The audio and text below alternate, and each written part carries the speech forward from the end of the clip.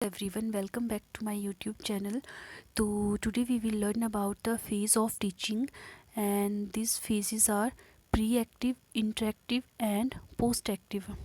तो सबसे पहले जानते हैं what is teaching. Teaching is an interaction that occurs between the teacher and the student के बीच में होती है, by which the student are diverted toward the goal. And teaching is a mutual relationship or interaction between the teacher and student, जो क्या करता है, one person को help करता है अचीव करने के लिए नॉलेज, स्किल एंड एप्टीट्यूड को. इसकी कुछ फेज़ है. टीचिंग क्या है, कम्प्लेक्स प्रोसेस है और इसको मोर अंडरस्टैंडेबल बनाने के लिए, सक्सेसफुल बनाने के लिए कुछ प्रोसेसेस होती है. उन प्रोसेसेस को फेजेस ऑफ टीचिंग कहा जाता है. तो चलिए एक एक करके जानते हैं. फर्स्ट है प्री एक्टिव फेज. जो प्री एक्टिव फेज़ है, pre active phase of teaching, तो pre active phase of teaching को बोलते हैं प्लानिंग फेज़. इसमें क्या होता है, टीचर प्लान करता है उसे कौन सा कंटेंट पढ़ाना है, क्या उसका ऑब्जेक्टिव रहेगा, क्या उसे टीचिंग स्ट्रेटजी अपनानी है. तो ये प्री एक्टिव फेज़ में आ गया. उसके बाद है नेक्स्ट है इंटरेक्टिव फेज़. तो इंटरेक्टिव फेज़ इसको इम्प्लीमेंटेशन या एग्जीक्यूशन फेज़ भी कहते हैं, क्योंकि इसमें जो उसने प्लानिंग की है टीचर ने, उसको एग्जीक्यूट करना है इन द क्लासरूम. और लास्ट है post active phase. Post active phase को हम इवैल्यूएशन या इवैल्यूएटिव फेज़ भी कहते हैं. इसमें जो कुछ बच्चे को पढ़ाया गया है क्लास में, उसको इवैल्यूएट करना है कि कहाँ तक वो उसको अंडरस्टैंडेबल है और कहाँ तक वो सक्सेसफुल हुआ. तो चलिए डिटेल में डिस्कस करते हैं एक एक करके. फर्स्ट है pre active phase of teaching और प्लानिंग फेज़. तो ये जो प्री एक्टिव फेज़ है, इसमें वो सभी activities, all those activities include है which a teacher perform before classroom teaching. तो चलिए एक एक करके देखते हैं इसमें क्या क्या आता है. सबसे पहले आता है selection of the content to be taught. Organisation करना उस कंटेंट को, जस्टिफाई द प्रिंसिपल या मैक्सिम्स, जैसे जनरल टू स्पेसिफिक जो मैक्सिम्स है टीचिंग के, उनको यूज़ करना. Selection of the appropriate method of teaching and decision about the preparation and uses of evaluation tools, कि हमें इवेल्यूएशन टूल्स क्या क्या यूज़ करने हैं आफ्टर एग्जीक्यूशन के बाद. और क्या क्या एक्टिविटीज़ है इसमें. सबसे पहले जो टीचर है वो डिटरमाइन करता है टीचिंग ऑब्जेक्टिव को, कि किसी कंटेंट को पढ़ाकर उससे क्या ऑब्जेक्टिव, क्या बिहेवियरल चेंज आएगा, एक्सपेक्टेड होगा. वो सब जो है वो गोल्स में आता है, उसके ऑब्जेक्टिव में आता है, जो डिटरमाइन करता है टीचर क्लासरूम टीचिंग से पहले. नेक्स्ट है selection of the content to be taut.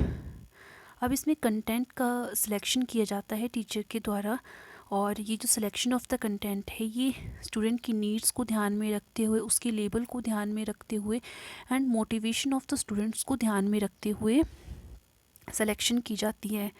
Sequencing the element of content for presentation. अब जो कंटेंट है जो टीचर ने सेलेक्ट किया, उसको पार्ट्स में डिवाइड करके उसको सीक्वेंस में लगाया जाता है, ताकि बच्चे को वो इजीली समझ में आ जाए और समझाने में भी इजी हो. Selection about the instructional methodology. अब जो कंटेंट टीचर ने सेलेक्ट किया, अब ईज़िली वे में कैसे स्टूडेंट को समझ में आएगा, उसके लिए टीचर जो है वो मतलब टीचिंग मैथडोलॉजी को उनको सिलेक्ट करता है. ये इसमें आ गया. How and when of teaching strategy. How and when में आ गया जो टीचर ने इंस्ट्रक्शनल मैथडोलॉजी को सिलेक्ट किया, जैसे प्लीवे मेथड आ गया या जनरल टू स्पेसिफिक मैक्सिम आ गया, मैक्सिम ऑफ टीचिंग. तो उसको कब और कैसे कहाँ यूज़ करना है, ये भी टीचर सेलेक्ट करता है. तो ये आ गया प्री एक्टिव टीचिंग फेज़ में क्या क्या एक्टिविटीज़ थी. नेक्स्ट देखते हैं. नेक्स्ट है हमारा पोस्ट इंटरेक्टिव या इंटरेक्टिव फेज़ ऑफ टीचिंग या इम्प्लीमेंटेशन फेज़ ऑफ टीचिंग. तो जो सेकंड फेज़ है, ये इंक्लूड करता है execution of the plan, where learning experience are provided to student through suitable modes. इसमें क्या क्या आता है, इसमें जो टीचर है वो स्टिमुलस का यूज़ करके स्टूडेंट को पढ़ाने की, जो उसने कंटेंट सेलेक्ट किया है उसको समझाने की कोशिश करता है. इसमें all those activity which are performed by a teacher after entering in a classroom are clubbed under interactive phase of teaching. तो ये इंटरेक्टिव फेज़ ऑफ टीचिंग में आ गया, जिसे इम्प्लीमेंटेशन फेज़ या एग्जीक्यूशन फेज़ भी कहते हैं। इसमें क्या क्या इंक्लूड है? Sizing up of the class. इसमें टीचर देखता है कि परसीव करता है साइज़ ऑफ द क्लास की, क्लास में कितने बच्चे हैं, कितनी स्ट्रेंथ है और उसे कहाँ से जो है आंसर मिलेगा, ये इसमें sizing up of the class में आता है। नेक्स्ट है नोइंग द लर्नर। अब जैसे student sizing up of the class कर लेता है, उसके बाद वो अपने लर्नर को जानने की कोशिश करता है कि उसकी जो प्रीवियस नॉलेज है वो कहाँ तक उसको न्यू जो कंटेंट है, नॉलेज है, उसको समझने में हेल्प करेगी। तो इसमें 2 टाइप्स ऑफ एक्टिविटीज़ आती है, इनिशिएशन और रिस्पॉन्स के थ्रू क्वेश्चन आंसर होता है। एंड ये जो बोथ एक्टिविटीज़ है इनको वर्बल इंटरेक्शन भी कहा जाता है। Selection and presentation of stimuli, ये इसकी मतलब इंटरेक्शन फेज़ में इसकी एक्टिविटीज़ आ गई। सिलेक्शन करना एंड उसको प्रेजेंट करना स्टिमुली को, मतलब उद्दीपन को, फीडबैक एंड रीइंफोर्समेंट के थ्रू बच्चों को समझाना, और positive reinforcement and negative response, मतलब कुछ अगर उस बच्चे में डिज़ायरस चेंज लाना है तो पॉजिटिव रीइंफोर्समेंट देंगे, अगर कुछ डिक्रीज़ करना है उसकी बिहेवियर को, उसकी रिस्पॉन्स को, तो negative response. Deployment of strategy, मतलब जो स्ट्रेटजी हमने पहले टीचर्स ने प्लान की है बिफोर टीचिंग लर्निंग एक्टिविटीज़, उसको क्लास में यूज़ में लाना कंटेंट को पढ़ाते टाइम।